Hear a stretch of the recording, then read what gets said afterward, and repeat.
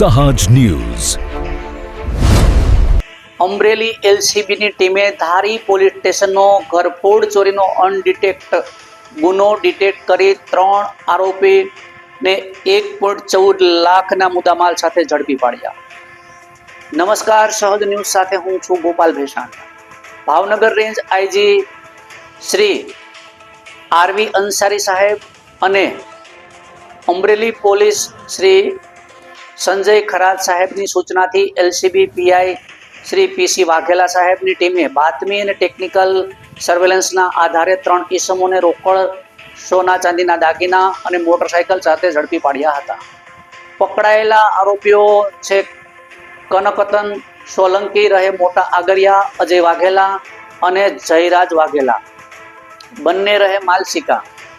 પૂછપરછમાં આરોપીઓએ તારીખ 16/7/2026ની રાત્રિએ ધારી લાઈનપરામાં એક મકાનમાંથી સોનાનો ચેઇન, બુટ્ટી અને રોકડ રકમની ચોરી કર્યાની કબૂલાત આપી હતી.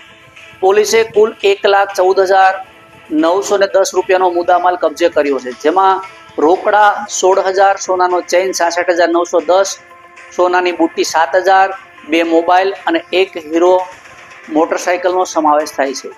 આ કામગીરીમાં PSI MD Vaghela, JD Vaghela સહિત સમગ્ર એલસીબીની ટીમ સાથે જોડાઈ હતી. અપરાધીઓ સામે પોલીસ સ્ટેશનમાં પોલીસની કડક કાર્યવાહી યથાવત છે. રિપોર્ટર સંજય વાઘેલા, સહજ ન્યૂઝ, અમરેલી.